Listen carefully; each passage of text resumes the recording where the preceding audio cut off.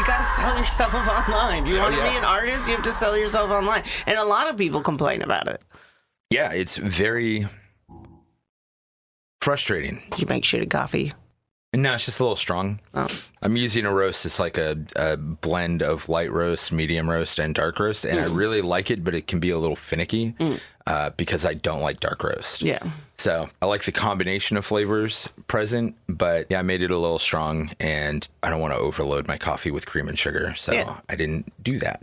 Yeah, the whole social media thing sucks. I don't even like doing it for us that much. I mean, I do to an extent.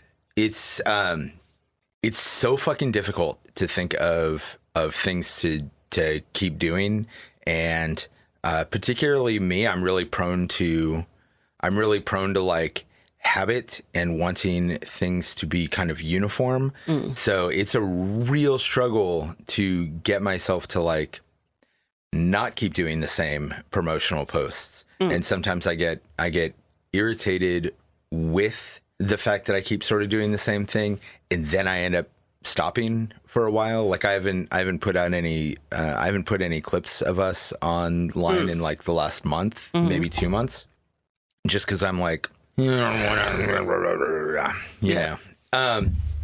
Obviously, I should stop that. So when you get home, let Craven know that at some point he should listen to the last episode and see if he can pick anything out. That sounds cool.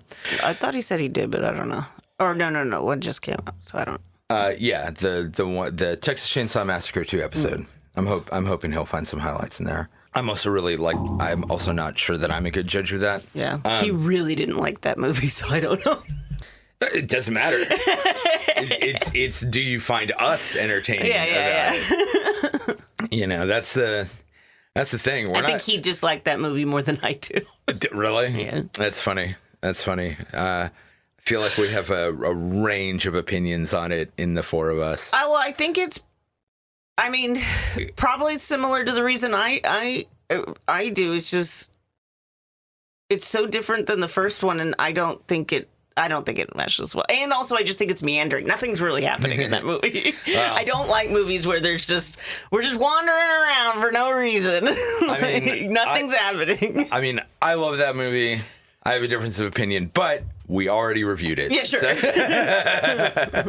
So welcome everyone to Streaming Screams. I am Glenn. I'm here with Jessica. Hello. And we are going to talk about some horror. And today we are continuing on with, I believe, and today we are doing part 6 of our Summertime Madness series. And today we are doing Midsommar, which weirdly divisive movie in the horror community. I think more loved than hated, but man, some people really fucking hate it. I don't know, Ari Aster in general, which I get his last 2 movies, but not the first 2 that are divisive. Yeah, oh God, which ones were the last 2? It was Beau is Afraid and Eddington. I still haven't seen Beau is Afraid. Eddington was fantastic, but it's not horror. Sure, I'm just saying Ari Aster's general, though. Yeah. I mean, sure. He does have a tendency to be real divisive. I feel like he's kind of like the poster boy for the quote unquote elevated horror thing, which neither of us like that term, elevated horror, I don't think. I know that term also irritates a lot of people who are into horror. And I think that if you're listening to this podcast, you can probably agree with us. Horror has always had really good movies. It's not like elevated just because any A24 came in and did some shit or Neon or whatever. Like, it's a real insult to all of the great movies that have come before it. Sure. But yeah, he's kind of the poster boy for that. And man, Midsommar, I think, in particular, is the one that I think I've seen being the most divisive. Personally. Oh, no, Hereditary for sure. Well, to be fair, people fucking hate that movie. Like, so many people are like, it made no sense. The witches come out of nowhere. I'm like, you didn't watch the movie then. I know. They literally break everything down and explain things, even if you didn't notice things. I know. Which we should just bite the bullet and put that one on the calendar. I mean, that one's just, it's a hard one for me. Yeah. You know, it hits really close to home. That will be a real emo episode when we do it. But we should just go ahead and do it. It's oh God. just gonna involve a little extra vulnerability. I one time watched a 6-hour retrospective on it. Oh, really? Mm-hmm. Oh, man. I feel like there's one for Midsommar also by the same person, but I haven't watched that one yet. I was going to for this, but then I was like, you should have. You should have. It's a lot. It's a commitment. Yeah, sure. But you know, I mean, we made it through. Never Sleep Again, you know, and I think that was 6 or 7 hours. Yeah. Granted, it was 6 or 7 hours on 6 or 7 movies, but you know, you can do it. You can do it. I don't know. I would halfway be. That's the kind of thing that I would be like interested in, but I don't think I actually would want to watch because I don't know. I've kind of stopped watching a lot of behind the scenes stuff, and unless there's a specific reason, I won't really do director's commentary or anything like that anymore. And it's like I used to really enjoy it, but I realized that it very much often altered the way that I would see movies. Sure. And absolutely breaks the magic a lot of the time when I'm watching, like you know, the example that always comes to mind most is every single time I see Lord of the Rings, Two Towers, you know, there's that scene where Aragorn kicks the helmet and lets out that scream. And every fucking time my brain goes, you know, the reason he screamed like that is because he actually broke his foot. And it just is like, man, it works so well in the story. I hate that that's what I think every time I see it. I don't do that. Yeah. It's just, you know, my brain being my brain. Yeah.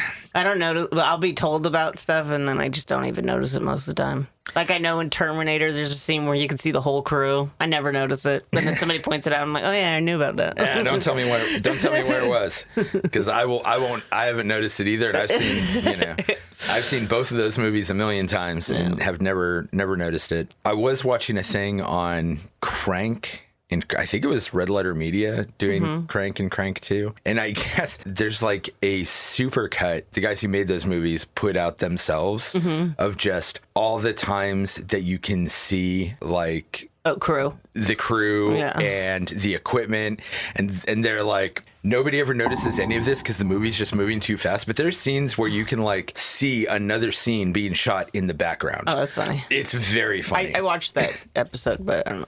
Yeah, it's that I think was funny, and I will probably never notice that if I watch those movies again because like it is just too frantic. I fucking love those movies. I know you do. I wanted a third one so bad. I think Jason Statham still wants to do a third one. I'm like, isn't he kind of too old now? How old is he? Please, Jason Statham is immortal. Sure. I honestly, I have no idea. I haven't seen anything with him for a while. Yeah, it's a lot of running for an old man. That is a lot of running for an old man. I don't know. But I mean, I think he's that old. Also, I think he stays in pretty good shape. How old is Jason Statham? I'm looking it up right now. Okay. 58. A lot of running. Might need to take some extra breaks. Because I mean, I'm pretty sure he still stays in really good shape. And, you know. But we are not here to talk about Crank. We are here to talk about Midsommar 2019, written and directed by Ari Aster, poster boy for, quote, elevated horror. Give me your initial thoughts on Midsommar. Well, I like Ari Aster. I like everything he does, so... I'm with you. Yeah. if he can do like anything, if I hear he's making a movie, I'm like, well, I'm going to go see that. Absolutely. So. Absolutely. I really like this movie. There is clearly a lot of similarities to Wicker Man. And I will say one thing I don't like is Ari Aster is like, well, every folk horror is compared to Wicker Man. And I'm like, nah, this is more like Wicker Man than just a folk horror. But I think that's fine. Because, you know, old classics, there's always going to be like inspiration and homages to them. And it's just like, it's an update. I'm not going to lie. When you said that, I almost immediately said, I mean, isn't every folk horror compared to Wicker Man? Yeah, exactly. But this one is more than most. Sure.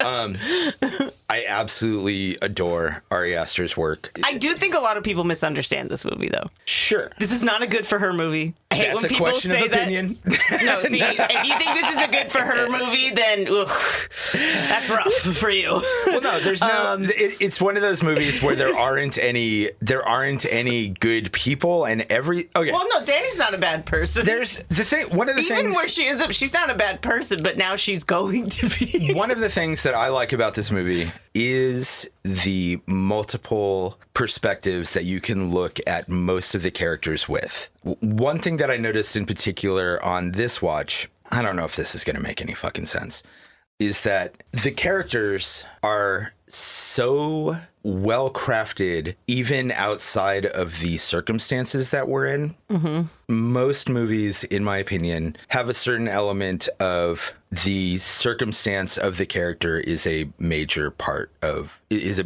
a part of their character, and like a large part of their character. You know, you've got the everyman put in a weird situation. You've got this spy on a mission, etc., etc. Danny isn't just a. I wrote like a bunch of shit about this. Mm-hmm. Danny isn't just a girl who's been through trauma. Mm-hmm. She is. Before that even happens, she is already neurotic. She suffers from anxiety and depression. She's clearly got codependency issues. Because she's already had a bunch of trauma. Before the movie starts, she's already a traumatized person. What happened before the movie starts? She already is concerned about her sister. The whole opening thing is because her sister is only living at home because she's a bipolar who is like at risk of killing herself. Like, sure. So that's trauma. Of course. But that is not just like the whole of her character as she is now. It's also implied that a lot of her family suffers from mental health issues. Yeah, but a lot of her mental health issues is directly because of the stress of her sister. Sure, but I don't think all of them are. There's also Christian, who I think is maybe a better example of what I'm trying to say. Christian is like kind of a piece of shit. Mm-hmm. He is an absolute dirtbag. He is manipulative. He is selfish. I mean, those are his two primary traits. He's manipulative and selfish. He's inconsiderate, rude, and just overall shitty. He's also stuck.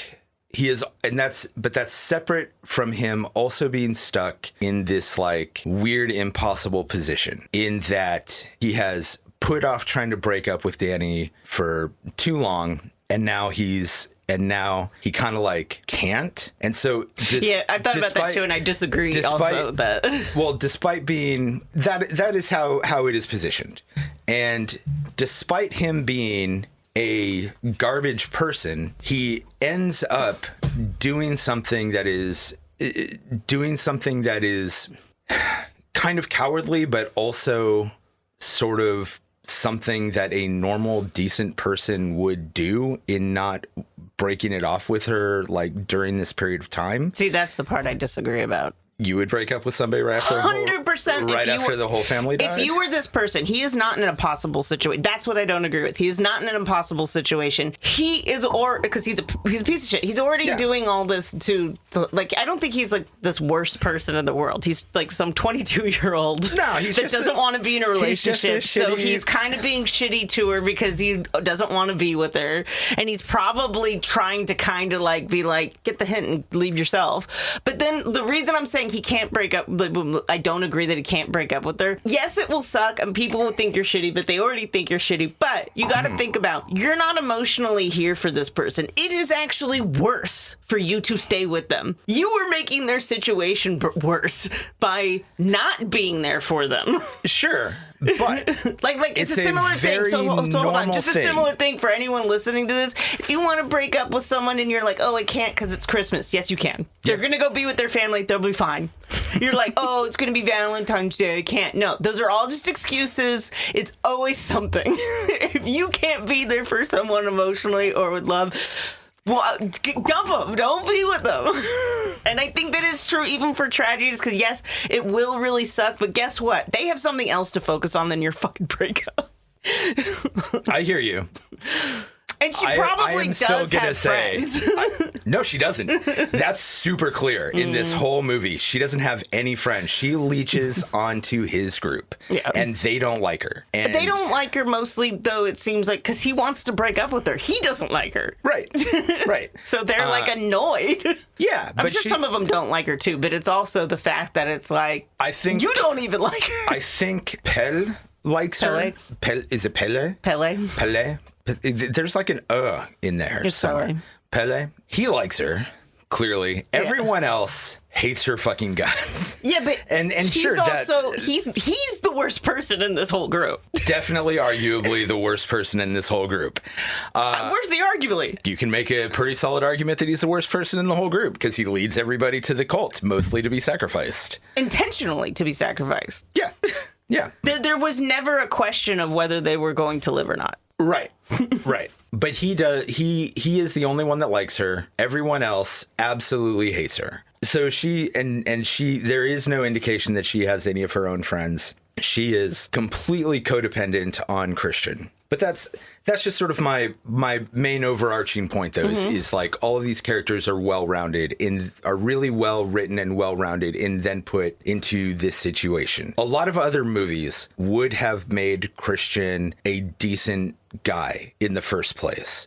And that would have made the dynamic at the end of him being the innocent victim that fell prey to the villainous woman who ends up joining this cult much clearer. And because they made him like a piece of shit beforehand, it gets a lot more muddled, and you end up with a lot of people being like, no, Danny's fucking awful. She basically just murdered him. But you have a lot of other people doing the whole like, nah, good for her thing. And it opens up a lot of different ways that you can interpret and look at the events, in my opinion. And so for me, there are absolutely parts where I do get the good for her feeling. And there are parts where I am like, what a bitch. And it makes for this situation that is very complex and doesn't necessarily have like any hero or villain. It's just watching the collapse of a bunch of people who were awful for each other.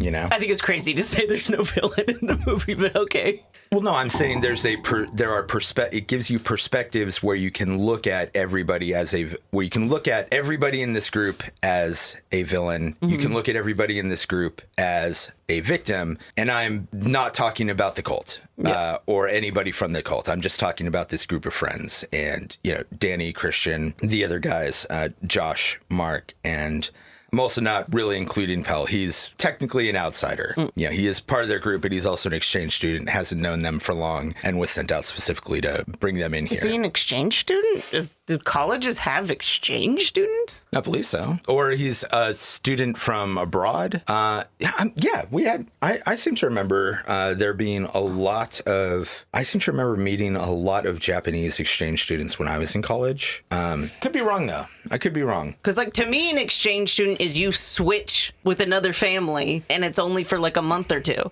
It's like a high school thing. Otherwise, I'm just studying abroad. Yes. Most college, according to a quick search on Google, most colleges do have exchange programs, usually lasting for one semester. So yeah, that was my impression, was that he was one of those, and that kind of makes sense. I don't think he's going back after this. No, but that's the whole thing. But they have 9 years life cycles, and he's in his spring, so he wouldn't be there for 9 years. He would be gone. So that would not, to me, that would be like, no, he goes to school there. He's not an exchange student.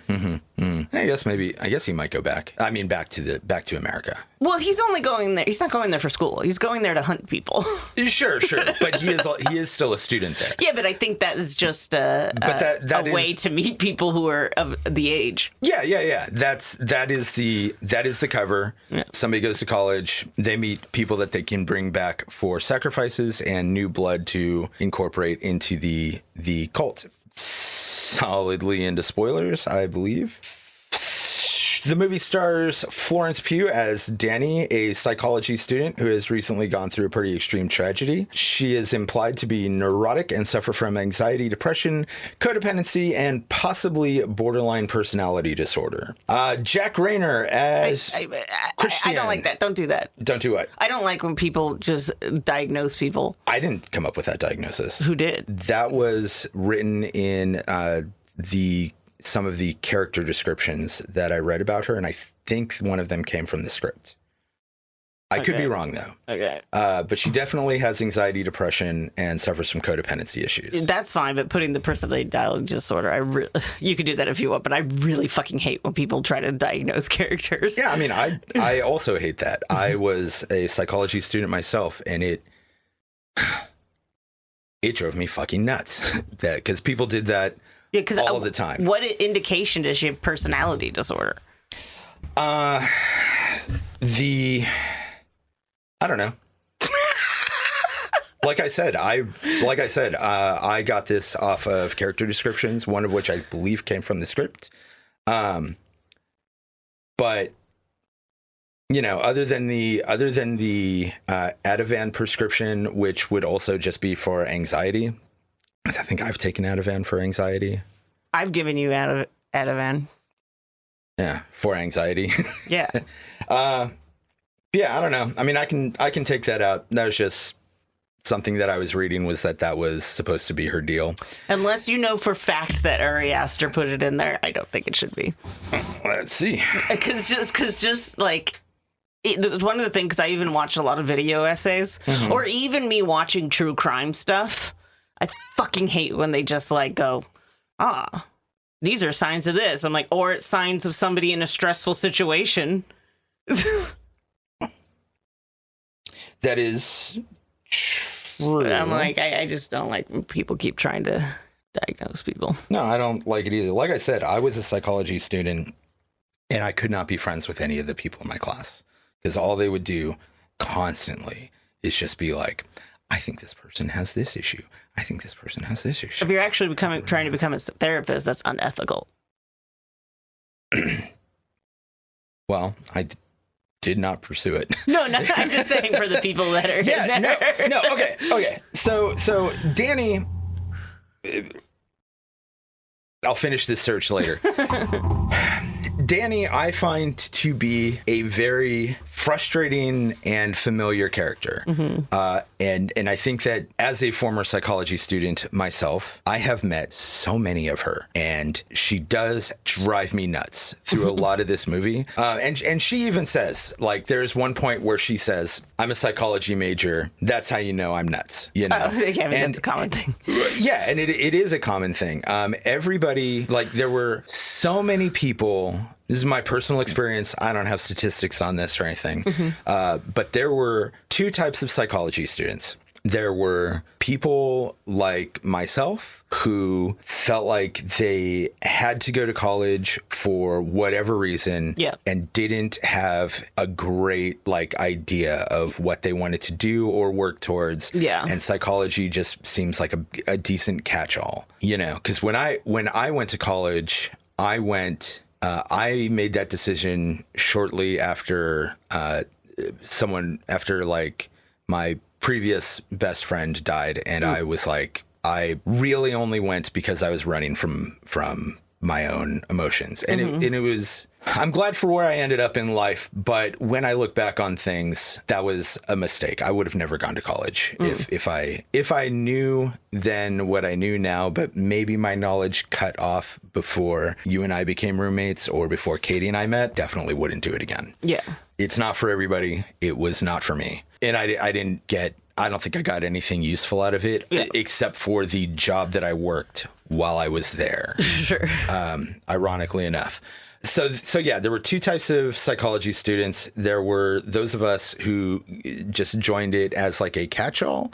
And then there was all the people who were there to work on themselves and what they ended up doing. Or like a family member. Because I know a lot of people who did it because either they were fucked up or they have lots of family that's fucked up. Yeah, but then they end up doing it because they're joining to deal with the trauma that they have from their family. So it's still to work on them.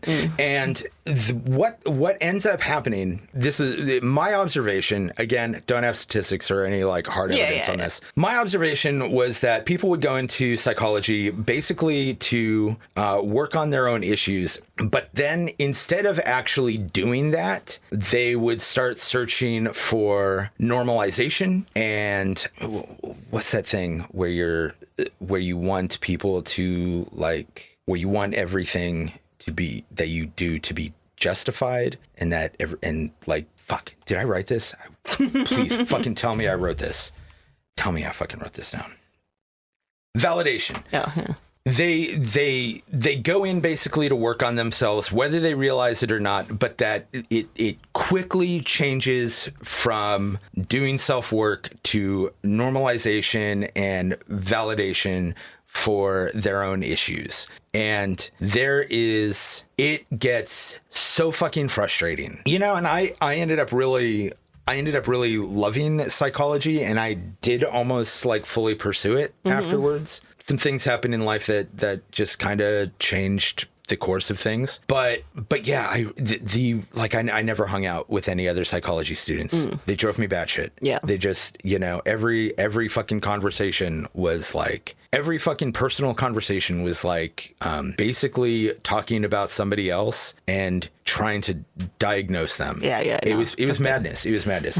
So yes, I agree with you. I just had that from a character description. Yeah. But I'm just saying, if it doesn't come from Ari Aster, I just don't like it. Which we should look that up, but maybe not right this minute, unless you want to do it while I'm rambling about something else. Depends what you're rambling about. Who knows? Oh, I'm going through the character descriptions. Oh. We've got Jack Rayner as Christian, who is Danny's boyfriend and an anthropology student trying to figure out his thesis. He is very selfish and manipulative. He has already completely checked out of this relationship, but can't bring himself to end it because of a combination of cowardice and sympathy for what she's going through and all of that stuff. But again, I think he should have broken it off probably a year before. It sounds like he's been unhappy for like a year and it's just kicked the can down the road until it's become like a real fucking breaking point. I do think people give Christian too hard of a time in this movie. I do think he's piece of shit. He's a piece of shit, but again, he's young. Yeah. I think Danny's a lot. Regardless if she has reasons for it or not. As a 22-year-old, I don't know if they're actually 22, but they're in college. They're college kids. So they're around that age. I think grad school, actually. Okay. But they're in their 20s. Because they're all working on theses, That's true. Which is a grad school deal. Yeah. But they're all in their 20s. Right. Yeah, so I'm like, they're all young. Danny justifiably is the way she is, but it's a lot to deal with. Yeah. And especially if you're obviously, we can tell not just by how Christian acts in the movie, but because the kind of friends he has. He's an emotionally immature douchebag. He's also shitty to them. They're all shitty. It's just a friends group. We've all known these people. Like, you know what I mean? Oh, but I'm like, but I don't think that he's just like some irredeemable person is my point. Sure. Like when once he gets out of grad school and he actually starts living like real life, probably gonna grow up, probably gonna have somebody call him out and shit. So I just like, people act like he's like the worst, and I'm like, he's emotionally abusive and manipulated, but he's not like. I mean, I wouldn't want to hang out with that fucking guy. No, that's what I'm saying. I'm not trying to say he's not a piece of shit. I'm just saying he's a normal piece of shit for this age group that will probably grow up at some point. Maybe. I don't know that I 100% agree. People who are... And also, we gotta remember, he is manipulated and, like, raped and everything in this movie, too. He does get manipulated and raped, and it's... Okay, that whole thing is gross on many levels. Yeah. And also that girl's supposed to be 15 in the movie. Yeah, I was going to bring that up when we got to it. That's what I mean by many levels. And again, what I mean by like, there are no real good guys here. But also, I'm not saying that he can't grow to be a better person. I don't see any indication that he would grow to be a better person. Yeah. But The fact of the matter is that he is going to die too early to find out. Sure, I'm just saying that, like, fans talk about him like he is literally, like, the worst man that's ever existed. And I'm like, he's a pretty typical, like, douche bro. He's a pretty shitty. He is a. That's the thing, though. A lot of those pretty typical douche bros don't fucking grow out of it. But some do. Some do. Will he? I'm just saying he doesn't. He won't, because he's gonna die. Sure, but my point is people act like he's some irredeemable character, and I'm like, not necessarily, not really. See, and this is what I was talking about, though. Like, you can look at all of these people with different complex perspectives, and I really love that aspect of this movie. William Jackson Harper as Josh, an anthropology student doing his thesis on Midsommar and the Horga. Is that it? Horga? Horga, yeah. Horga. We've got Will Poulter? Poultier?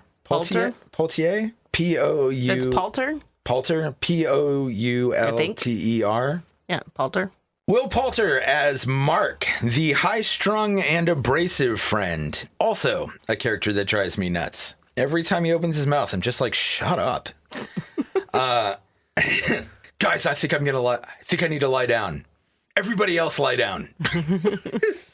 He's so abrasive and obnoxious. Wilhelm Blomgren as Palle, the exchange student who brings the group to the cult/commune. And just as a quick aside, the Horga are very much both a commune and a cult, as many cults are also communes. Yeah. I will probably use those words interchangeably. Sure. Just be aware, when I call them a commune, I am not minimizing the idea that they are a cult. They're 100% a cult. Archie Madique as Simon and Alora Torchia as Connie, students from London who are even less informed than the group that we follow about what is going on. Good times. Mm-hmm. We open up the movie with, Danny's worried about her sister and her relationship with Christian is shitty and toxic. And then she finds out that her family is dead due to her sister's murder-suicide of the whole of both her and her parents. Yeah. Pele has invited Christian, Mark, and Josh to the night-and-day Midsummer Festival held by the Harga in rural Sweden. Mm-hmm. And because Christian can't do anything right, he fails to tell Danny, letting her get caught completely off guard when they're just talking about it as a group. Yeah. And then because he's also a coward, he invites her along, and then at literally the last second, and this madness, literally the last second, as she's knocking on the door, he tells his friends, oh, by the way, this was your idea. You invited her. And they're like, what? Yeah. God, he's so manipulative and shitty. There's a good transition here, too, where because she goes in the bathroom panicking. Yeah. And then, it's the airplane. Yeah. Yeah. There's a lot of... Ari Aster does really good transitions. We will obviously talk about the big one in Hereditary when we do that episode. But the way he transitions from that room to the bathroom, I think, is really good. The transition from the sister to Danny's wails is so abrupt and rough. And I just think that I think he is really good at knowing when to carry an element from one scene to the next and when to really abruptly hit you with something completely new. Yeah. It's part of his style. I think he's really good at that. You were going to say something? No. Oh, just about the thing. I can't find anything on the screenplay or script that says that. Okay. All right. It says that she's marked by depression, anxiety, and a neediness not to be a burden. Does she have a neediness not to be a burden? Yeah, she's constantly apologizing. She's constantly I guess that's just, even when they first invite her, she's like. Yeah, I guess that's what I was describing as neurotic when we were doing the initial discussion. Yeah. But yeah, I guess I can see that. Because it also makes sense because her sister's such a burden to the family. Yeah. Yeah. So she probably, a lot of her life doesn't want to be her sister. Or also just being I'm not trying to make any more problems for my parents. Right. Her fucking sister. The true villain of this movie. We don't know anything about her other than she was troubled. She's still the true villain of this movie in a lot. I mean, her and the cult. Like Kelly is.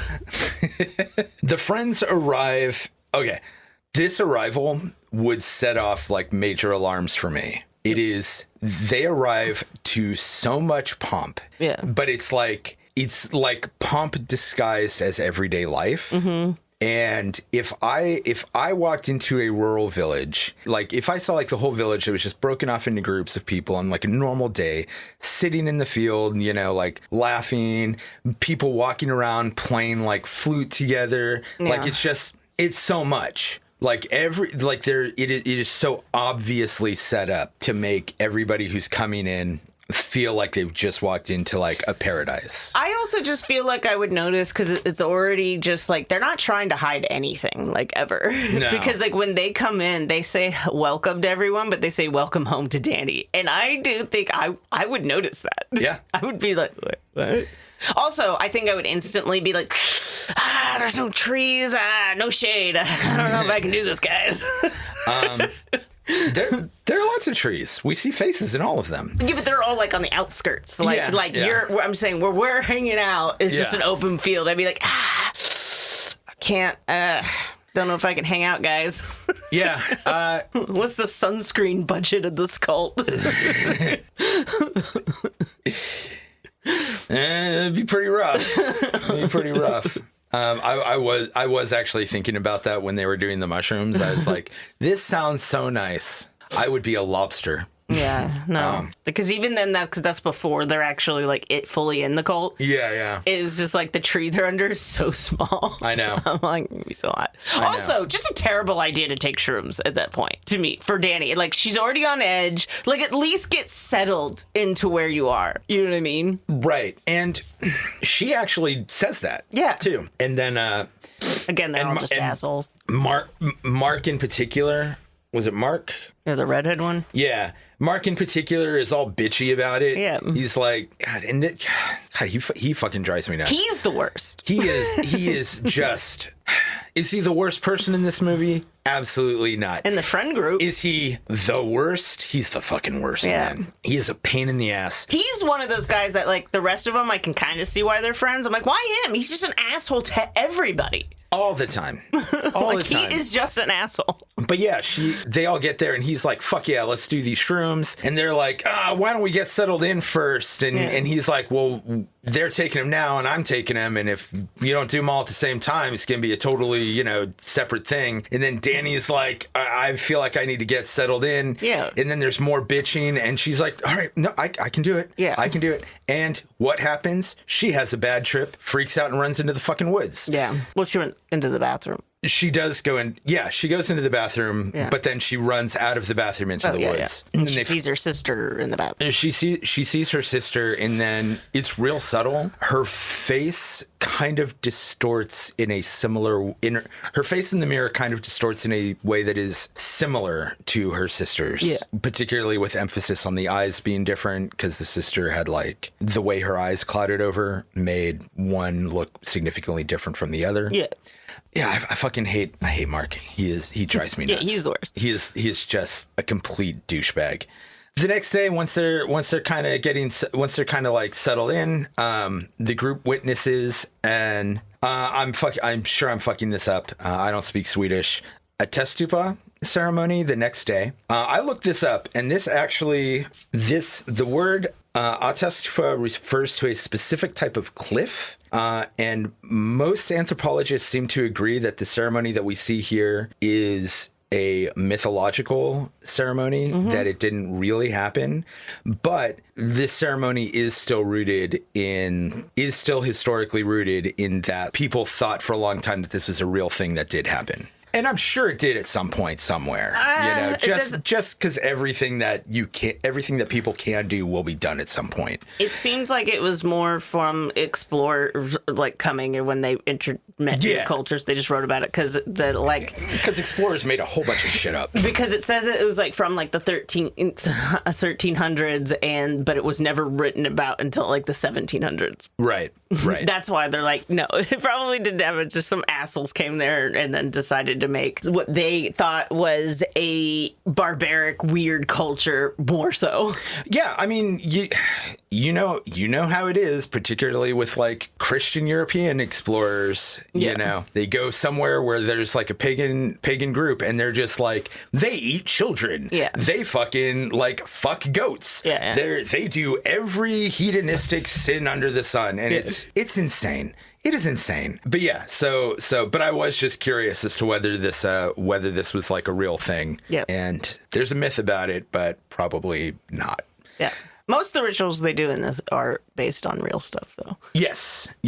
And I'm familiar. I was already familiar with a fair number of them just from like my interest in paganism and things like that. You know. I think when we met, I was a lot more into. I think I was still considering myself like a pagan when we met. Because, you know, growing up Catholic, even though I don't believe, the desire to believe something spiritual has never left. You know, as I have jokingly said many times, there is like a God-shaped hole in my heart that I don't think is ever going to be filled. Just because, like, it was a big part of my upbringing and my childhood. And so it kind of sucks because I am sort of always on the lookout for like a spirituality I can get into. And for a long time, that was paganism. Yeah. Other thing that drives me crazy here in this scene, though, is that Christian's friends seem to know what this ceremony entails. At least several of them do. But nobody will give straight answers to the people who don't. Yeah, no, it is fucked up. They should have warned everybody. Absolutely. Like, I don't... Okay, like, if this was a real thing, one, I do think the age is way too early, especially...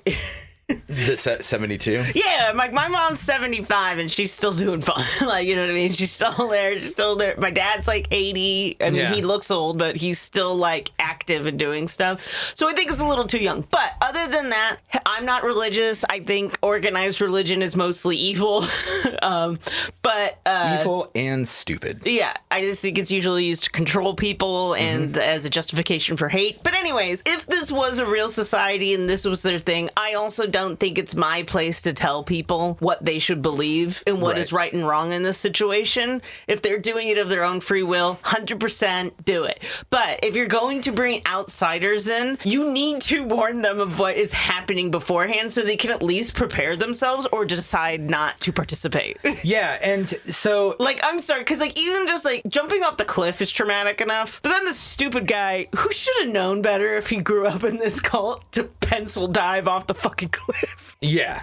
No, ridiculous. Like, come on, dude. No, so the cult not informing them is kind of bad enough, but it's also like for the general people of the cult, it's also not really like their responsibility. Yeah, but it is like Pele. It should be Pele's. Yeah. Pele's. But the people who really piss me off here are, again, like Mark. Yeah. Mark, when he hears that there's this ceremony happening, he is like, oh, like a real one? And then Danny is trying to ask what it is. And Connie and Simon have no clue what's in store. Yeah. And it is completely fucking awful. Imagine going to church...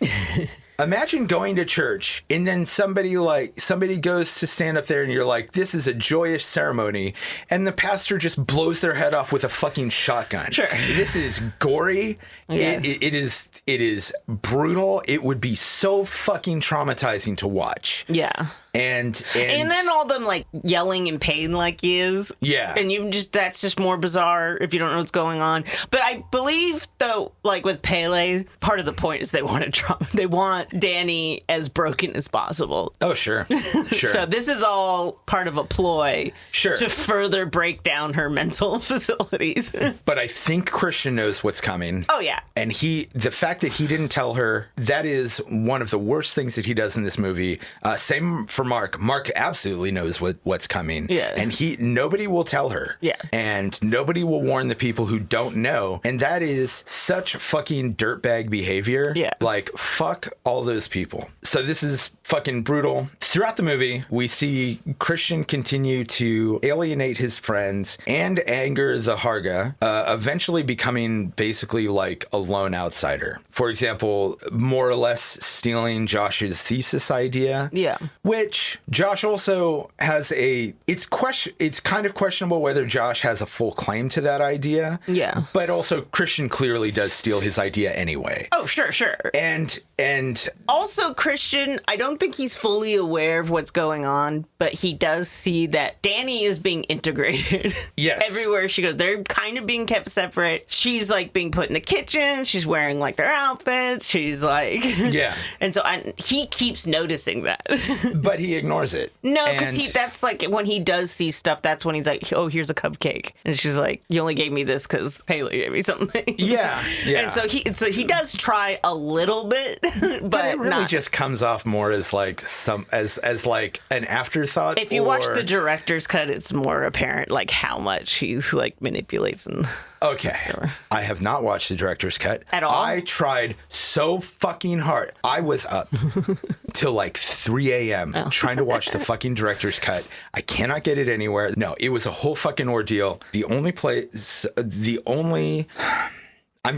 just gonna fucking order the DVD or the Blu-ray of it. It is currently being sold on the A24 store. Oh, okay. Because for a while, it was a UK version. So make sure it's the correct version. Because I have it and I can't play it. Oh, that sucks. Yeah. It's because Apple. So unless the rights have changed, Apple paid for in America. They're the only ones that have the rights to it. Right. So like I said, unless it changed, but make sure just before you order the disc what region it says it is. Okay. Yeah, I will. Like I said, I have it. Can't play it. I will check that out. But yeah, so it's fucking infuriating because Apple certainly doesn't make it easy to watch it. Yeah. You cannot just search for Midsommar, the director's cut. You have to purchase the digital version from Apple. You know, Apple, you can fucking suck my dick, you bunch of fucking cocks. You have to purchase the digital version from Apple through iTunes. Then you have to watch the movie all the way through, right? Or, you can fast forward to the end, but you have to watch it all the way through. You have to get to the end where it gives you like where the option for these extras and special features will come up. It only comes up at the end. You can't just select it on its own. Yeah. And you can't do this from Apple TV on a fucking TV. You can only do this from your phone. Can you stream it from your phone to a television? No, you fucking can't. Katie and I were going fucking crazy doing this. We fucking bought the thing. We tried to play it on Apple TV. Then we couldn't fucking cast it to the TV. Katie ended up buying a whole other fucking casting app, which I'm like, don't do that. But she's like, you really want to see this? And I'm like, I know I do. And she, she's a fucking sweetheart. So she always does this shit that sometimes is like, I'm like, I wouldn't have done that. But hey, I appreciate her for it. But then she tries to fucking cast it, and it only casts the fucking audio. The screen's blacked out. So, fuck you, Apple. All you right. fucks. Well, today, ask Craven, because he's the one that deals with all that shit. So then you can watch it later if you want. Oh, I was so mad. But watch the extended version if you can. It is the preferred version. I'm it's like a half an hour longer, and I somehow think it feels shorter. I'm fucking heated now. I'm sorry. I'm so mad. I didn't watch it this time. I've watched it before. So I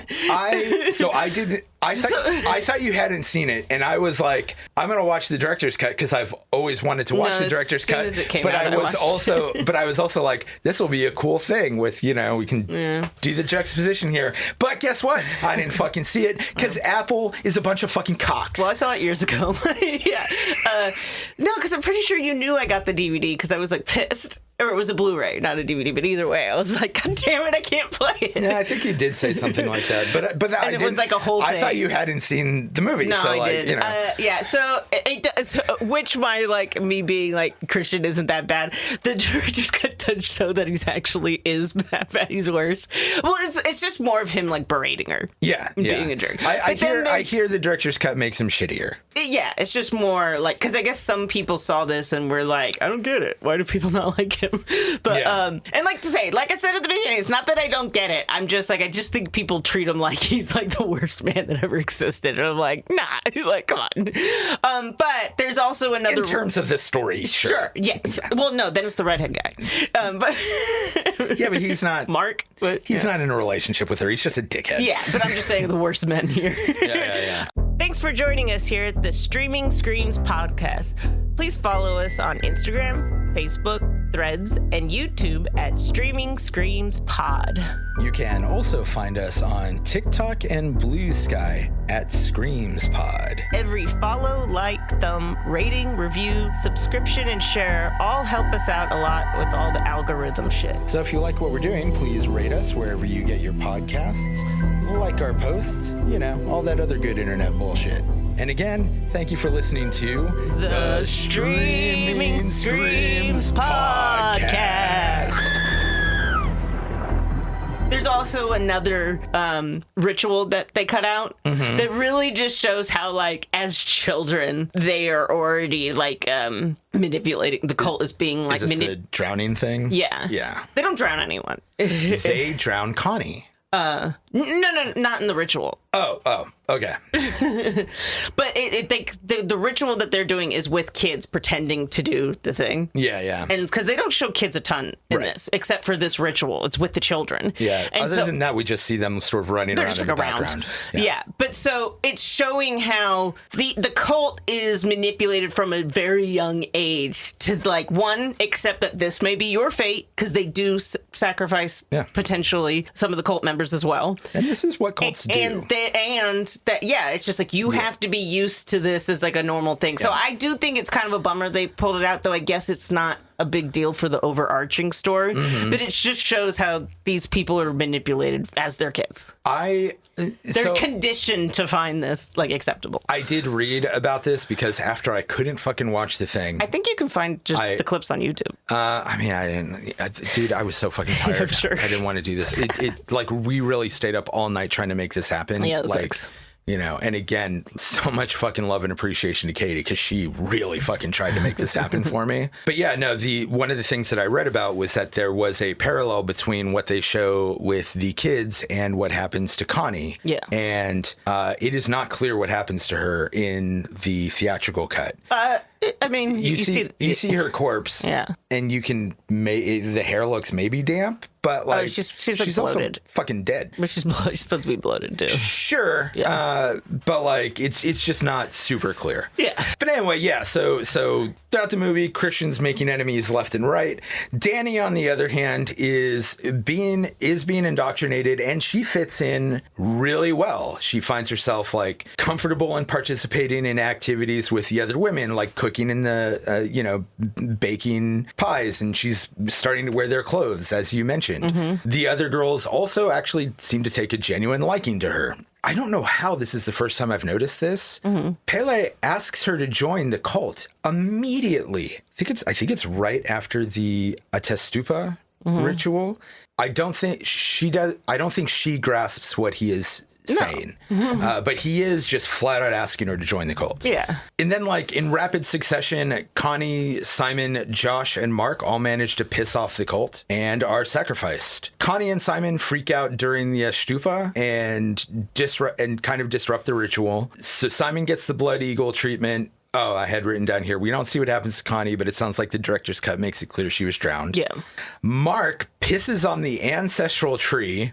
To be fair, it just looks like a log sitting there. Sure. There's nothing to indicate it's special. I agree, but I wouldn't just be pissing around anyways. As a man who doesn't always have the, like, most patient bladder, if I have to pee in public, I find a dark place where nobody can see me. I do not, and the line for the woods is right there. Yeah. Go 20 feet more. Yeah. I do not just walk out into, like, broad daylight, literally surrounded by people, especially people for whom I am a guest, and just pee in the middle of their yard, basically. Yeah. I mean, you have jumped off Bart, peed on the platform, and jumped back on, but... To applause, I should say.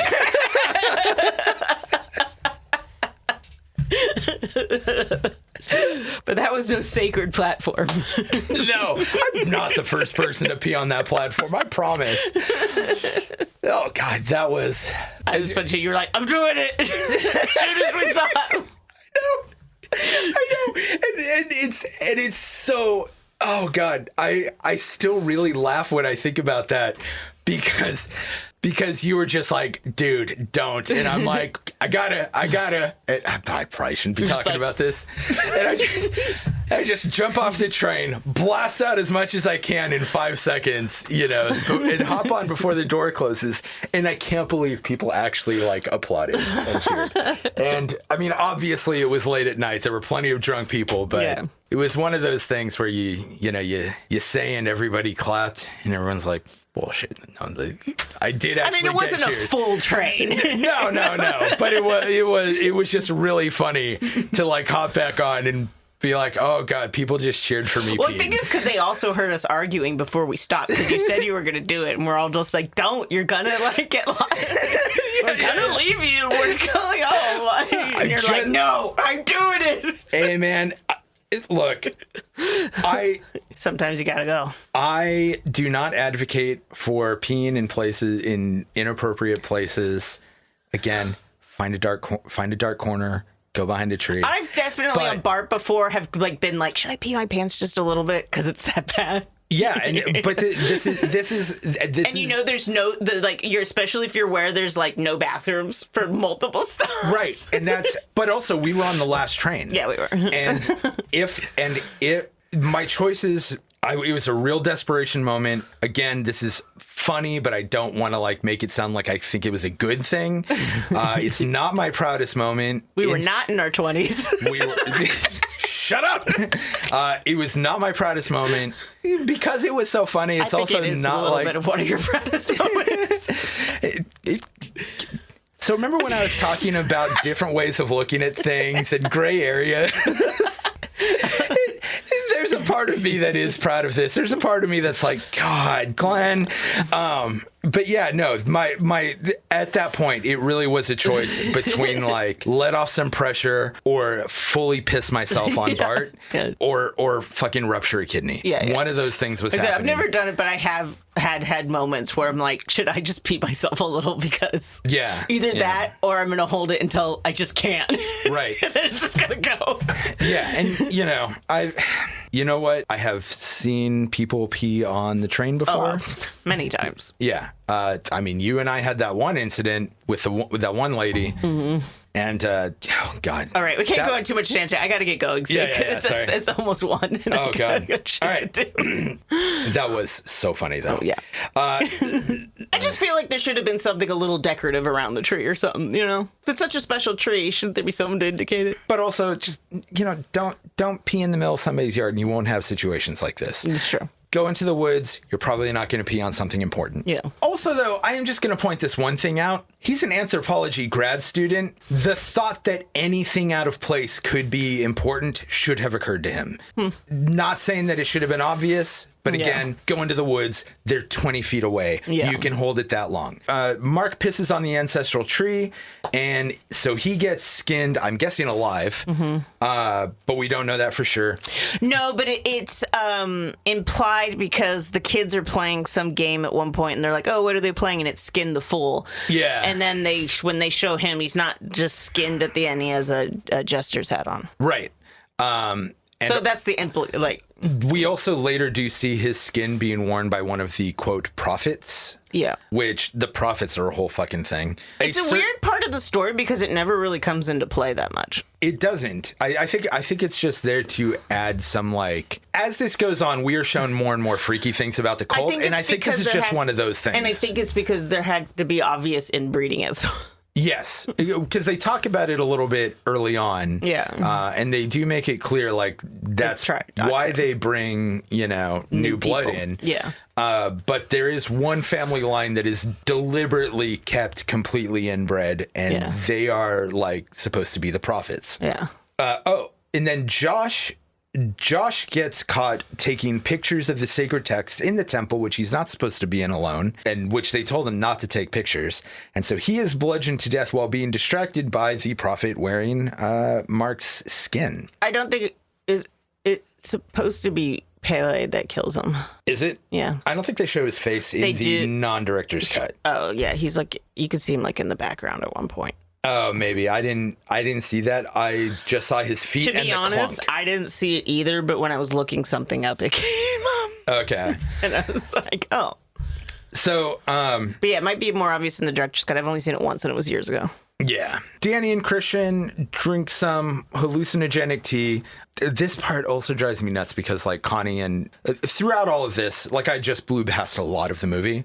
But there is one part that really makes it clear just how shitty everything is between them, because she is freaked out. Simon has supposedly left without Connie. Yeah. And he's talking to one of the cult members, and he's basically like, oh, that sucks. Speaking of relationships, and then just like completely blows her off. Yeah. They drink some hallucinogenic tea, and Danny wins a maypole dancing contest and is crowned the May Queen. And so this is actually one of the parts where I know that the term "good for her" in these contexts is supposed to represent she killed the douchey man, and, you know, great.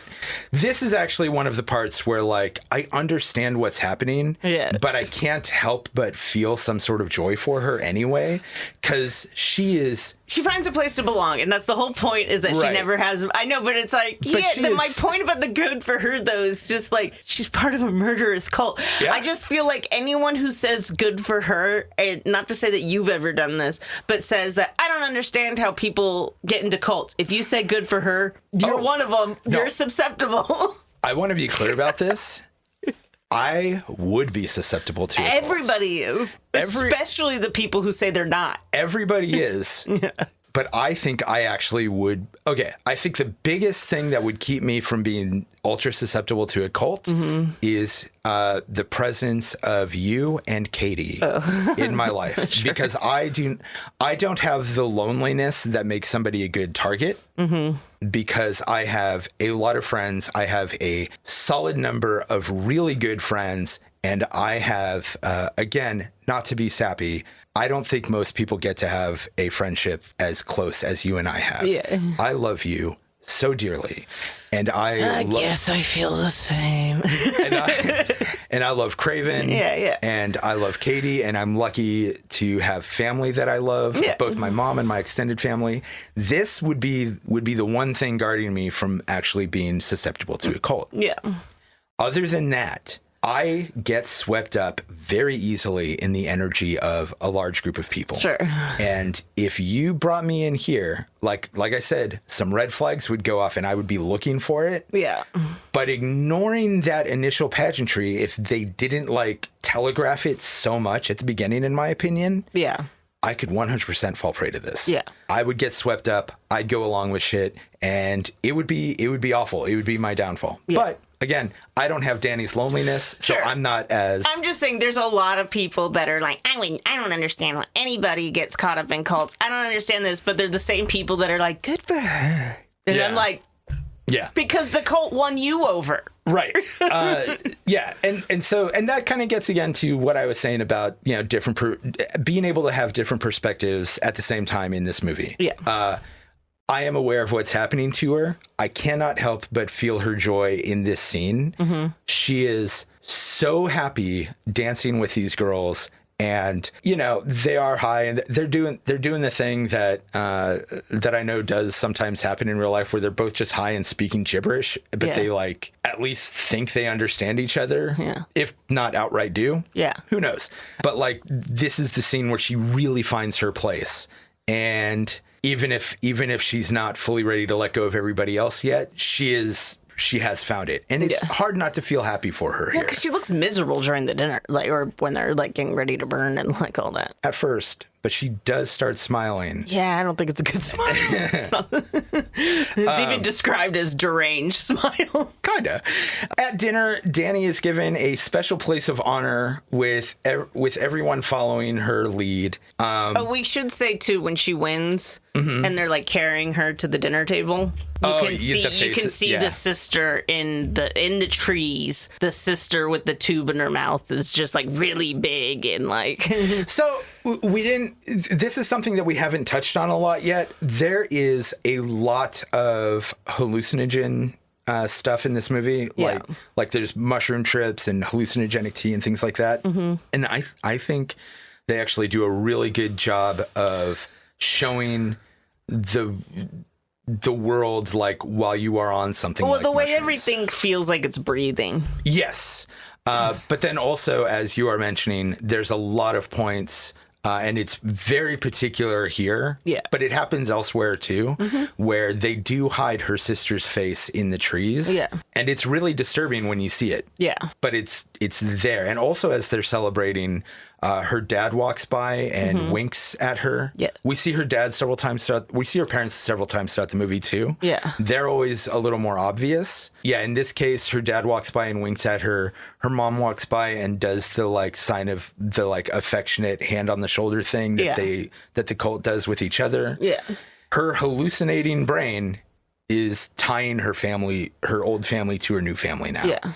So she's got this place of honor at dinner. Everybody's following her lead. The young women of the women of her season, as they refer to it in the movie, are just showering her with joy and excitedly. And I know that there's manipulation going on here, but I also think that they are genuinely excited to have her. Yeah. I think that they bond with her the same way she does with them. Yeah. And they excitedly ask her, like, you're going to be our family now, right? We're like sisters, right? And she does. I don't know how much she's fully grasping it, but she does say yes. Yeah, but, you know. I think this is one of those things where, like, maybe she doesn't fully consciously grasp it, but subconsciously she's all in now. Right.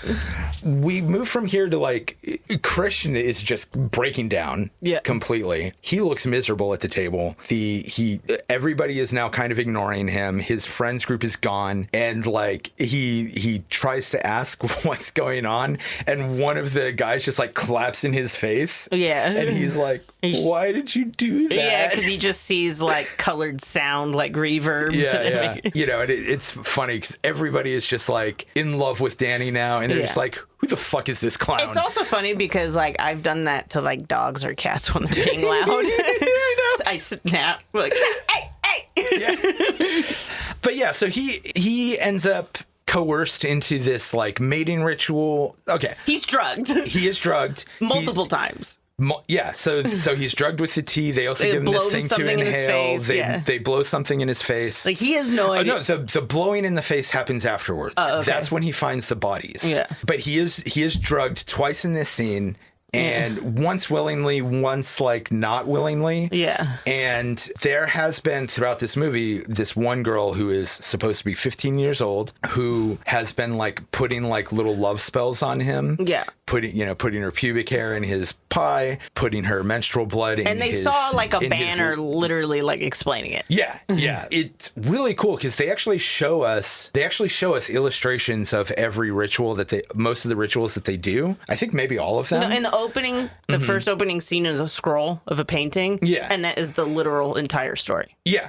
But also like when they're like, there's a part where Christian like looks at at like a long quilted banner, as you were saying, and it shows the love spell on it. Yeah, and he asks, and Pele says it's a love spell. Yeah. And this girl absolutely hits him with this love spell. And then when he's in the room before he's going to have sex with the girl, he's just staring at a picture of a bear in a cage. Yeah.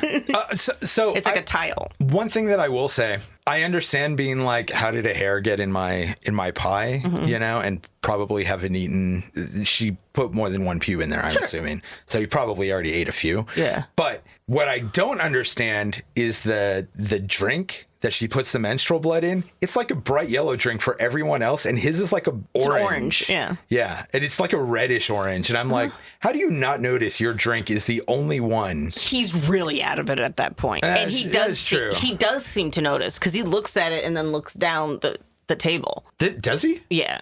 He just, it's just kind of, you just see him looking in the direction of the glass, and then he like looks down the table looking confused because I think he does notice. Okay. But yeah, he is. But he's like kind of too out of it to like do anything at that point. He's drugged and distraught. Yeah. And, you know, and doesn't know what's happening. And he's clearly being shoved out of. Yeah, and he's isolated pretty much, even though he's with them, but he's isolated from Danny. Everyone else is dead.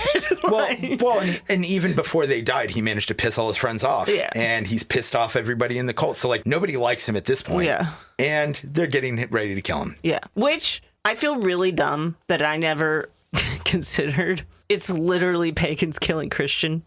Yeah, but also okay. No, like Christians. Yes. Like Christianity. That is true. I didn't know. I never even like took that like into consideration. I was at some point going to bring up that the boyfriend's name is Christian, and he basically he goes by Christian, not Chris. Right, and he comes into this pagan place and just makes a fucking ass of himself. Yeah, and it's intentional. And I'm like, when I just read that, I was like, I don't know how I didn't ever even like consider it. I noticed that the first time I saw it. You know, sometimes you just don't think about shit. Oh man. But yeah, so he does participate in this mating ritual designed to bring fresh blood to the cult and to prevent the problems posed by long-term inbreeding.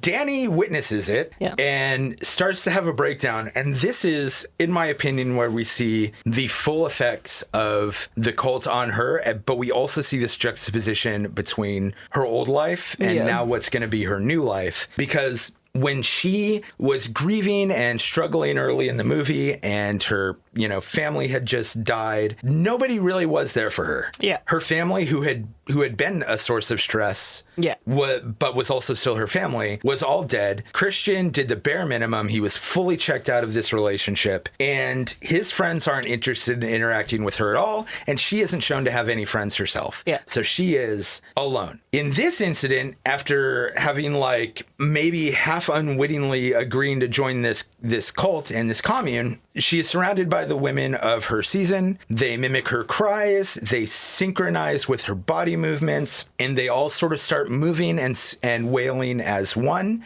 engaging in this like extreme act of empathy and solidarity that we see within the cult several times throughout the movie, but now it's with her. Yeah. And as bad as this murderous cult is, for her, at school, in her relationship with Christian, she was tolerated. And here, she is deeply cared for. And it is this wild juxtaposition, especially considering it's a shitty, murdery cult. I know, but it's still just like it's just like, but she's not an individual. They don't give a shit about her. It's that everybody is one. Yeah. But that's also what she seems to need. Personally, is it good? Is it healthy?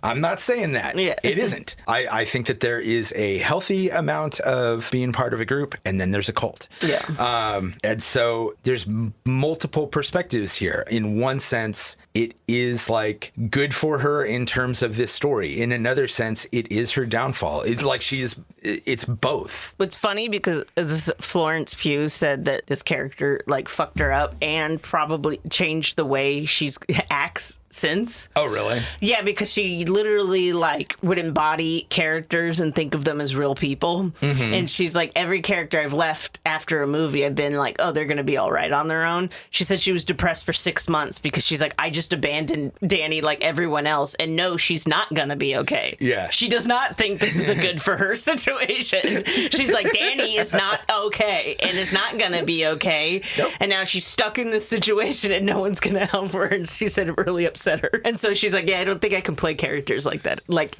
not like she can't play characters like this. That's too bad because she fucking does so good in this movie. No, not saying she couldn't play a character like this again, but she couldn't play them the same way that she did, and that she embodies them as like, and thinks of them as a person. Yeah. She's like, I can't do that anymore with characters because it was very upsetting. You know what, though? It worked so well. She is so good in this movie. Mm-hmm. I don't think that there's any actors in this movie that I can point to as like not doing great. No. Everybody brings their A game to this, and this is Mark's like over the top asshole, but that's kind of the point. Here's the thing. I knew a bunch of him too. Yeah. I got in one like, I'm not a fighter person. I got in like one physical fight in college, and it was with somebody just like him. See, I also think the fucked up thing is, though, like, Danny is very much set up to be Pele's wife. Yes. And well, no, Pele dies. no, he doesn't. Yeah. Doesn't he when they are announcing the sacrifices, there's everybody that has died already. Mm-hmm. There's somebody that Danny has to choose. There's the two people from the beginning, but then isn't Pele the one that brought the outsiders and then chose to sacrifice himself as well? I don't think so. Was that the other guy that brought Connie and Simon? I thought it was Pele. All of a sudden I don't have internet. Says I can't connect to the internet. You know what? It's the other guy. It's the guy that brought Connie and Simon. It's fucking crazy. But yeah, so we get to the final ritual. There's like, as I just described, there's like 9 sacrifices total. A bunch of them have already happened, both outsiders and cult members. But Danny has to choose the last sacrifice, and her choice is between Christian, who has been paralyzed after having discovered the... he freaks out after he bangs the 15-year-old. Yeah. And like runs out naked. I actually find just that part kind of funny because he's just running around and like with his dick flopping in the wind. So he was originally supposed to be robed. The actor was the one that said that he should be naked, and he said it was because he watched Last House on the Left, and that he's like, yeah, women are always like vulnerable just naked, and he's like, wouldn't he be in his most vulnerable state at this point? You know what? So he should be running around. And like, this is what I'm... And there's a small touch that there's blood on his dick, because it would be her first time. Yep. I don't remember if I noticed that, but I get so excited whenever I see a dick in a movie. Just, because equality. Yeah. But yeah, no, I kind of found this part to be kind of funny. It's but the look on his face too. He's just so bewildered. Yeah. But he's also like running around, dick flopping in the wind. Yeah. Like everybody from the cult is just celebrating everywhere, except for the girls who are like freaking out with Danny. And he's just like, what is happening? And again, dick in the breeze. Yeah. And you know what? Again, this is what I'm saying. Solid A game from everybody. He thought about that. Good for him, man. Yeah. What a fucking great actor. That is a great way. That is a great kind of thought to bring into things. Yeah. Because he's right. He should be more vulnerable for this. Yeah. And that is a way that we show women being vulnerable all the time. So good for him. Especially after a rape scene. Yeah. Yeah. So, you know what? Good for him. Yeah. So yeah, but Danny now has to choose the last sacrifice, and her choices are Christian, who has been paralyzed and is just a completely broken man at this point. Yeah. And a random cult member. And so, of course, Christian is stuffed into a hollowed out bear carcass and set in the temple with the bodies of all of these sacrifices that have died, as well as the living sacrifices. There's this great detail here where for the living sacrifices, except for him, they offer them a drug that is supposed to, according to them, numb their pain and their fear. Yeah. Neither one works. They die screaming in pain and terror. The moment they realize they're in a cult. Yeah, right. I've made a horrible mistake. I've wasted my life. But yeah, then but he's stuffed in the bear suit, and he's like the centerpiece of this because of course he was chosen by the May Queen. Yeah. And as the temple burns, Danny is initially sobbing out. We gotta mention also, she has this amazingly resplendent, like massive gown made just out of flowers. It's kind of ridiculous. It is, but it's also so cool. Yeah. I absolutely love it. But yeah, as the temple burns, Danny's sobs and frown slowly give way to a smile, and you could argue that it is a demented smile, but it is a smile. I was saying that's just how she's fully in it. Yeah. She's been fully in it for a few scenes, but now like she is the May Queen. She has ascended to her throne. So if you stop and look at the whole tapestry thing in the beginning that tells the whole story, she's supposed to have the same demented grin the sun has. Oh, interesting. Yeah. That's a cool thing. And yeah, that's the end of the movie. Yeah. It's Midsommar. It is. I absolutely love this movie. Yeah, it's a good movie. A lot of people don't, but I don't get it. Also, a lot of people call this a slow burn. They also call Hereditary a slow burn. I don't think either of these movies are slow burns. I think people have gotten really loosey-goosey with that term. I think people have gotten really... I agree. Somebody didn't die in the first 30 seconds. Slow burn. I agree. And I think that there's also elements This is slower than Hereditary, but... I still wouldn't call it. Stuff is still constantly happening. Yes, stuff is constantly happening, and it is more than just like as an outsider, it should be obvious what is going on. It's not like there's just scenes of people sitting there and the tension is just being brought in by music. No, this is constantly being built towards. I don't think that there's a boring moment in this movie. Yeah. I don't know that I can say it's like in my top 5 favorite movies or anything, but it's real up there. Yeah. It is one of my favorite movies. I think that a lot of people have a tendency to I think that there's always a blowback to like new things, and Ari Aster does bring a fresh style, or did bring a fresh style to things when he came on the scene with Hereditary and this. I think there's also a thing where just a lot of people who are into something don't like when anything is different or challenging in any way, and I think a lot of people feel that Ari Aster's work is different and won't admit it, but challenging, possibly because it's different, possibly because of all these different like shades of gray and all of that. Whatever it is, I do not think that the blowback I don't think that the blowback against Ari Aster and movies like Midsommar and Hereditary is deserved. I think this is a fucking fantastic movie. Yeah. Who would you recommend it for? Definitely anyone that likes folk horror, Yeah. I would say anyone who likes folk horror. It's a pretty if you're not into like gore too. Yeah. There's only like one scene that's gory, really. This movie also does a really good job, in my opinion, of being artsy without being difficult. Yeah.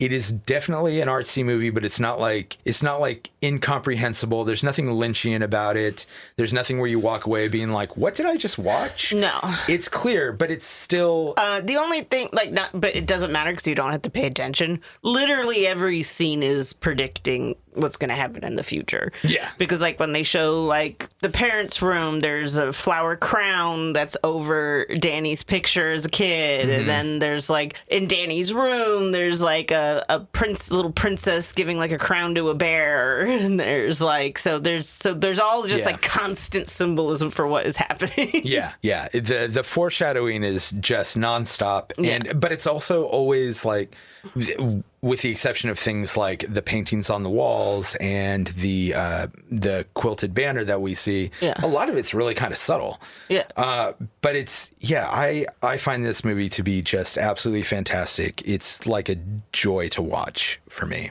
I would say similar. Yeah, if you like folk horror, this is right up there, I think, with Wicker Man. I would also recommend it for anybody who likes, artsier movies, because it does have its artsy qualities. But again, it's not artsy in a way that is like, what's the word I'm looking for? Where like keeps people pretentious? Away. Yeah, I don't think it's a pretentious movie. No. And it's not... Though I do wonder, because Ari Aster... It's also, I don't think, off-putting. No. That's the word I'm looking for. It's artsy in a way that I don't find to be off-putting or like gatekeeping the ideas or the story from you. And pretentious. Yeah. I was going to say, Ari Aster says, obviously, he wrote this like because of a breakup. I wonder what that person thinks. I would love to know that. I would love to know that, because this is the ultimate breakup horror movie. Yeah, I'm just like, I want to know what that person's interpretation. Yeah. Oh, that would be great. That'd be great. I don't. God, I don't know why that makes me think of like that Alanis Morissette song about. It's like written about Dave Coulier breaking. Oh, supposedly, breaking her heart. Yeah. Well, so I heard an interview with him recently where somebody asked him about it, and he was like, yeah, I heard that song on the radio one day and I was like, wow, good for her. And then I was listening to it and I was like, well, this sounds familiar. Oh no. And he recognized what the song was about and he was like, he felt really bad. And apparently they're like totally cool now. But he did have that perspective of like, oh no, I'm the villain in her song and I feel awful about it. Well. So yeah, good times. Yeah, fucking great movie. No, I really want to watch the director's cut now. Tell Craven. I am going to fucking find that goddamn thing. Again, thank you, Katie. I love you so much. She really tried so hard to make it happen for me. Even like when I was like, no, let's just give up. She's like, no, I can do this. Do it. It's important to you. I know you wanted to watch this version before the podcast. And I'm like, yeah. It's man, it is great having supportive people like Katie and you and Craven and my mom. Thank you all for keeping me from being in a cult. Yeah. All right, I think that's about it for Streaming Screams, unless you have something else you want to say. No, I know you're desperate to get the fuck out of here. Go, yeah. I'm desperate to get ready to go the fuck over there because I also got to head over there. I got really fancy, nice sausages. Yeah, see, this Very expensive. This is the sort of thing I'm talking about with the great people in my life. Katie can't eat red meat. We're about to have a 4th of July barbecue here. And Jess went out of her way, and I hope you don't mind me calling you out for this on the podcast. Jess went out of her way to order fancy poultry sausages that Katie can eat. Yeah. And every time we have dinner at Jess's house, she always makes an effort to have something that Katie can eat. And this time, I do feel like she went above and beyond because I know she had to drive her ass out to a whole different city to get them. Maybe the others as well. I don't know. Yeah. I got everything there. Okay, but I just want to say I appreciate it. I'm excited for this. This is the type of reason that I would not be susceptible to a cult in a way that I think I would be otherwise. Being said, I think I could also be a decent cult leader if I wanted. But that's where the real magic is at. I know. And you know what? Honestly, I've kind of never really seriously considered doing something like that. But I have sat there and been like, if I wanted to, I probably actually could pull this off. But I wouldn't want to drain anyone's bank account and fuck their kids. I would just want to have a bunch of people having a good time. And so I guess it wouldn't be a cult. I guess I just want to start a commune. That's how a lot of cults start. It's a lot of people just trying to have a better community in life, and it all goes downhill. Sure, but again, I don't want your money. I don't want your kids. Most cults start from a good place. Is the problem? I just want to party, man. I want to party with my people. That's how a lot of cults start. I would be different. Yeah, that's what they all say. I'm the exception. Okay, so if you want to watch Midsommar, you can do so with a subscription to HBO Max. You can also rent it on Prime Video, Fandango TV, and Apple TV. It's also worth noting that the only way to stream the director's cut is via Apple TV, but as we discussed, I can't even really explain to you how to do that. Yeah. All right. Whew. Jessica, play us out.